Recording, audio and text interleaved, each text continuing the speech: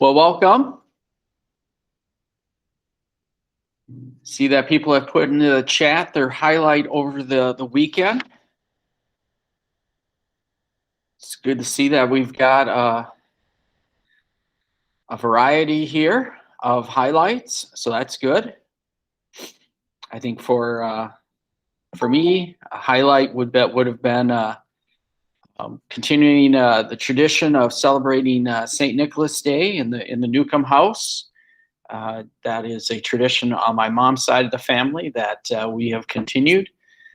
And then Friday, of course, I was absent and I had gone on a college visit to the University of St. Thomas. So a couple highlights there. But of course, spending having some time for yourself is important as well. Okay, so you can see the agenda for the day. I have a few things here.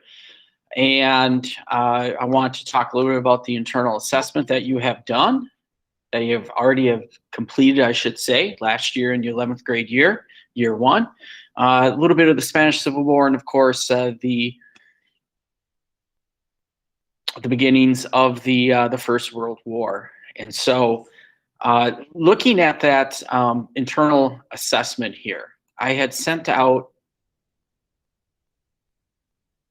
in a little update about the internal assessment, and I had created a site called the IB 20th Century World History IB Prep, and this is, what you see on the screen is what it looks like, and this was going to kind of like be a warehouse of information, resources to help us prep for the IB history exam. And what I want us to do, at least between now and the time of the end of this trimester, so we're looking at January 21st, is I would like you to go back and look at your internal assessment. I'm not asking you to revise it. You going back and changing it up and complete or create something completely new. Can't really do that because Ms. Iden and I, we've already given you feedback and that one-time feedback, and you made some adjustments as is, and we gave you a score, and that'll be the score that I will submit to IB. But what I'm asking you to do, and Ms. Iden and I, we've talked about this, is one of the big feedbacks that we got from this last IB exam cycle was that we need to make sure that our students are citing their work. And so that's the big thing I want you to do, is to look at your internal assessment, is go back, look at it, see that you have cited the information. We need to have citation all throughout the place. And so go back and look at that. And if you go back and you look and you feel comfortable with it, resubmit it. And so you can see that I have a new Turnitin that you can do right now between now and January 21st. You're going to want to do that.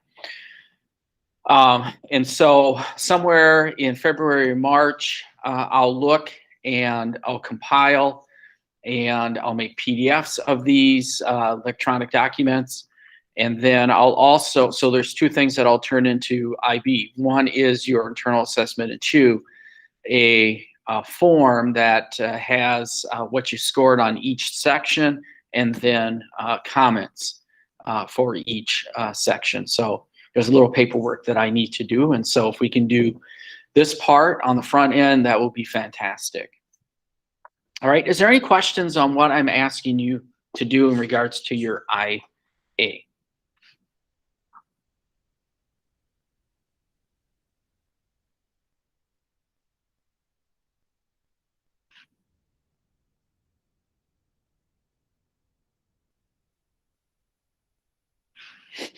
Well, if you are going back and you are looking at your internal assessment, or you can't find your internal assessment, please reach out, and I or Miss Iden and I could find that internal assessment.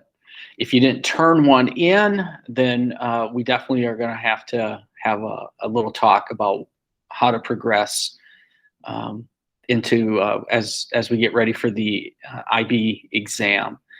Another thing that I want to mention about the internal assessment is because last year, when it came time to take the IB history exam, we really didn't get that opportunity because we had gone into emergency learning, and so the IB history score was all based on the internal assessment. And so that is another reason why we would like you to go back and look so we can get that little thing taken care of, get that some of those loose ends tightened up so we can have the best chances of getting a passing score. All right, so my final thought again is if you have questions, concerns related to that internal assessment, please let me know.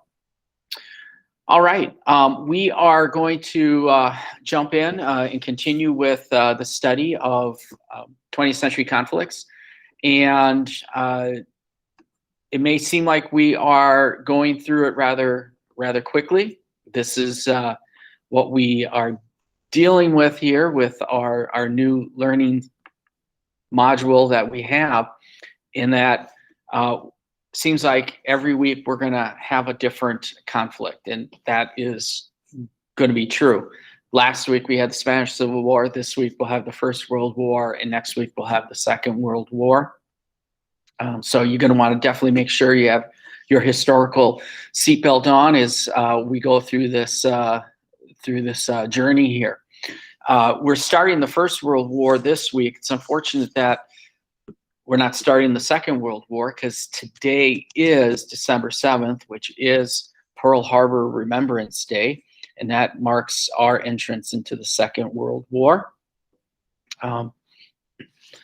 Even though the Second World War has already been going on in Europe in 1939 it starts, and in the Asia Pacific region, you can make a claim that it started in 1937 or even 1931, depending on which action by the Japanese against China could serve as the beginnings of that phase of the Second World War. But this week we are looking at the First World War.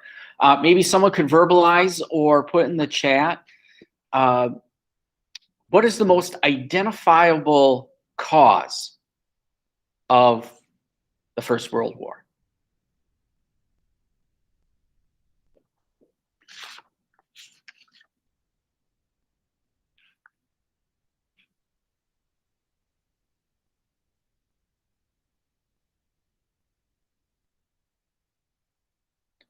What is considered the most, that we think of as the most identifiable cause of the First World War?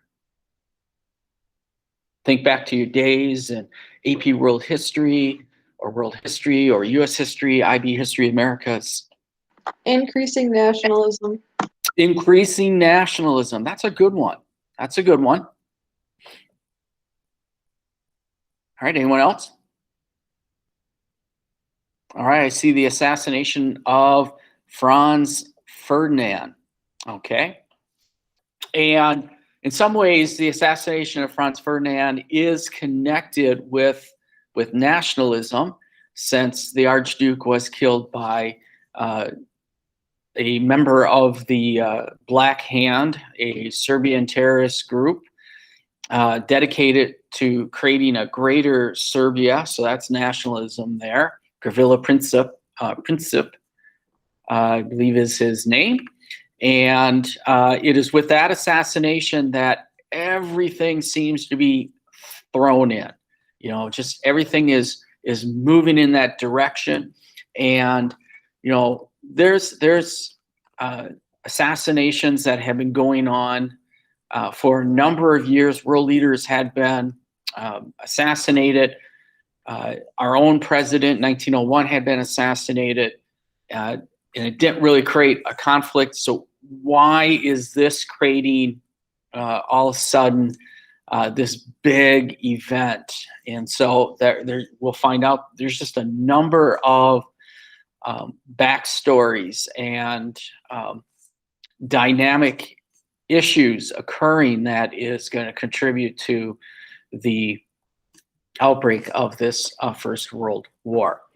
So what I've got here is a little video clip. So something that you know I like to do here. I got a little video clip here, and it's going to bring in maybe some of those other factors that contributed to the outbreak of the First World War. And so think about like some takeaways here from it. It might have a little U.S.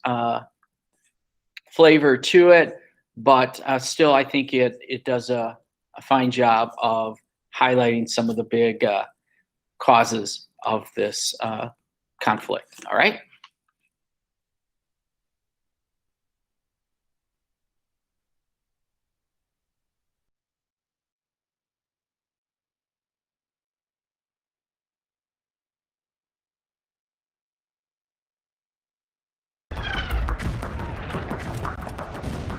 World War I looked very different from different perspectives, but they all knew it was horrific.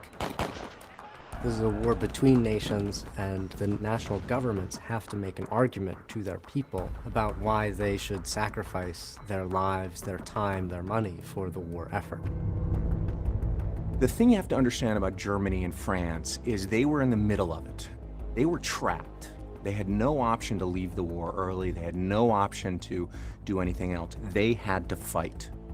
The British and the Russians, on the other hand, were a little bit more distant.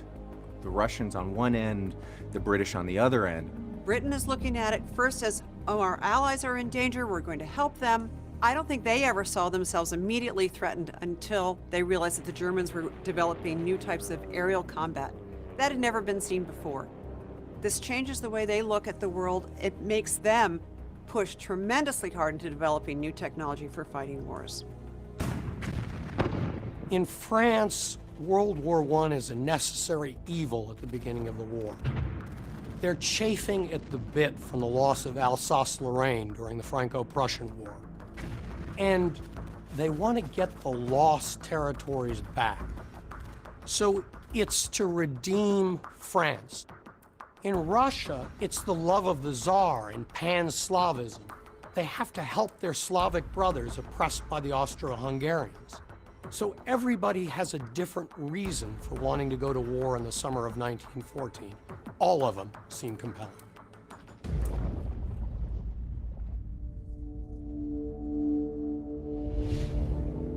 The United States, by contrast, was completely distant. We were separated by 3,000 miles of the Atlantic Ocean. President Woodrow Wilson, who was in office when the war started, took an isolationist view. He felt that America did not need to be involved in this war. It wasn't our war. We didn't have a military presence overseas. Germans feel like they are painted into a box. They've been hemmed in by foreign policy by the British. They're forced to make militaristic decisions because France and Russia, and to some extent England, are aligned against them. What you see in Germany is toward the end of the war, soldiers were starving, their infrastructure was wearing out, they were putting everything into the fronts, and they were leaving their population in Germany destitute. Very quickly, people understood that they were fighting a world war. The First World War was, for Europe, a war of empires, a war about empires. So violence and war had always been part of that project, but that was largely carried out outside of Europe.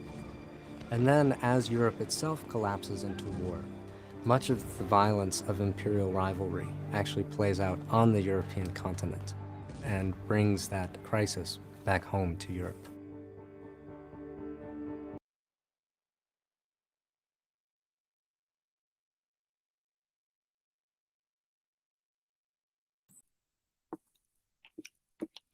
All right. Does anyone have any like immediate takeaways from just that little clip? I mean, there was a lot of little nuggets of information about the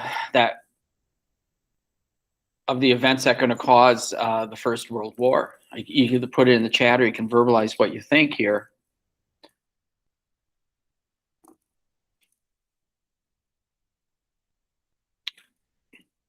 Now, one thing is we look at that little clip there. It didn't really directly mention the assassination of the Archduke Franz Ferdinand, but we place a huge emphasis on his assassination bringing on the conflict. So why do you think that, if this clip and others bring up different factors, why does it seem like this event, this assassination, is the most identifiable factor?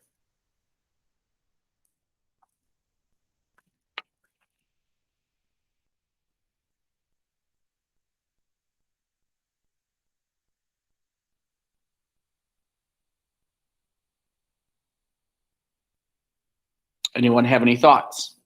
Either put it in the chat or verbalize it, please.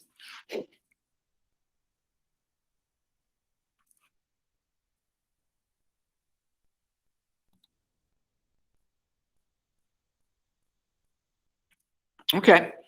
It was the boiling point, and I think that's a good way to look at it. It's a boiling point. I think sometimes we call it a powder keg in this whole area. This is the Balkan Peninsula, which happens to also be the peninsula where Kosovo goes on at the end of the 20th century.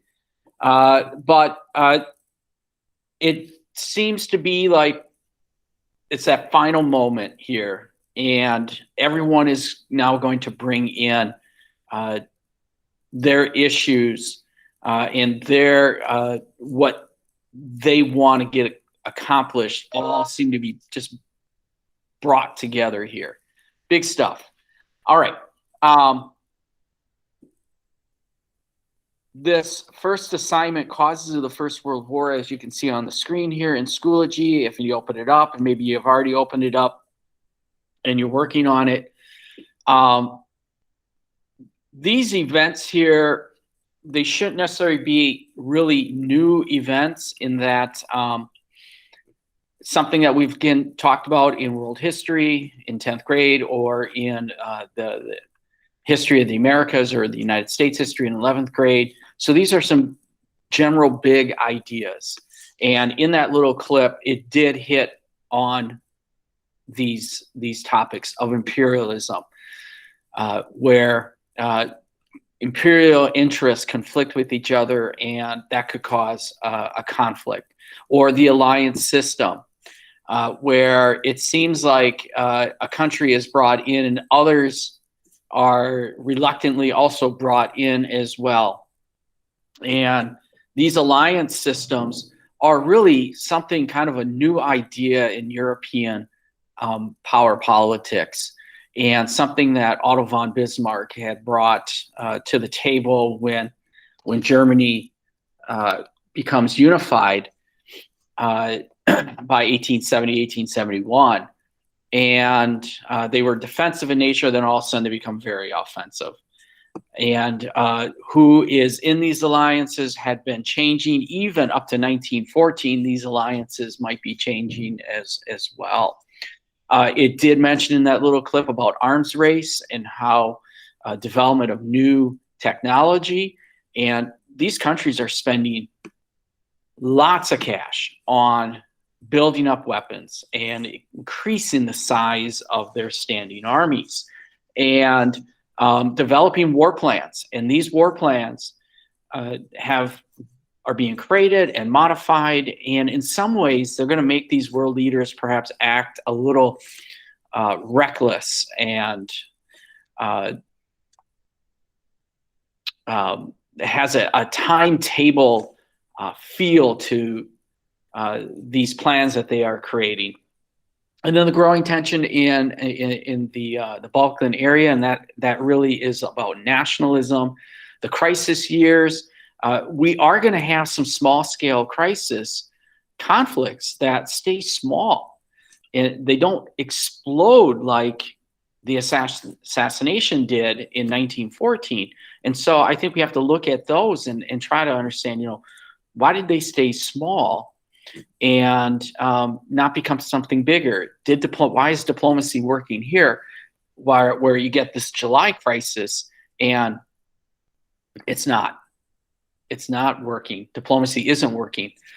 I think it's very interesting by the July crisis, Great Britain is once again really asserting itself. I mean, it had slowly taken itself out of what we call the splendid isolationism to where by 1914, they are it. I mean, they're back at the European table here and trying to influence the political scene here. But you'll also see in the July crisis personalities come out.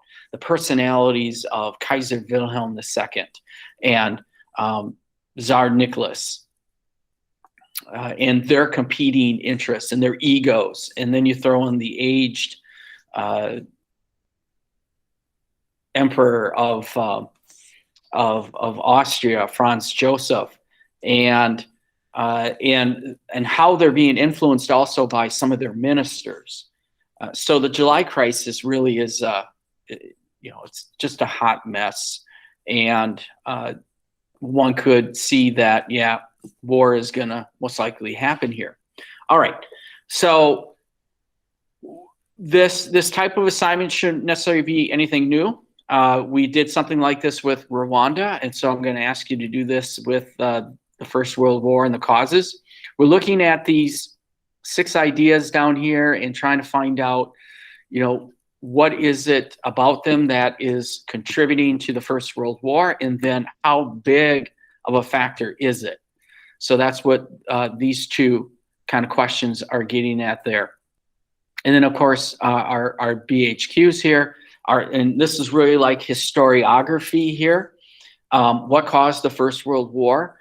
It's really a complex question. It's more than just assassinating Archduke Franz Ferdinand, but it could be a combination here. All right, and so before you can arrive at that, you have to take care of this information up here. And then how might it have been avoided? This is that what if, what could be done differently? There are a number of historians that would say, no, it's not avoidable. And then there's a number of historians that say, well, yeah, it could be avoidable. And so I'm asking you to act like be a historian here, and you figure out an answer to that.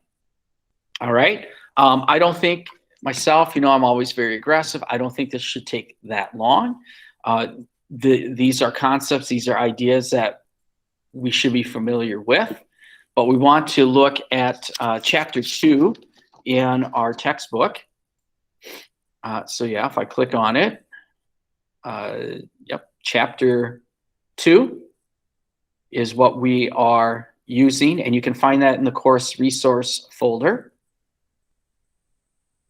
as guidance, so you shouldn't have to GTS it. Just really focus on that particular information. All right, so it's just a matter of reading it, synthesizing it, and showing how it's a contributing factor.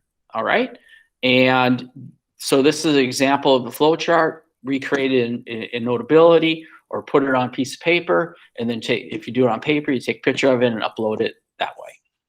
Okay, so that is your task for today. Right, and so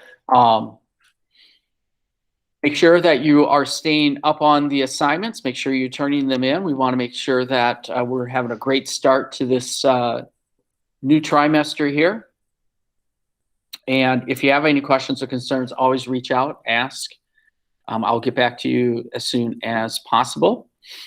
I will stay on this meet for a little while. If you have any questions, you can stay on and ask them then. If not, I want you to be sure you have a great day and enjoy it.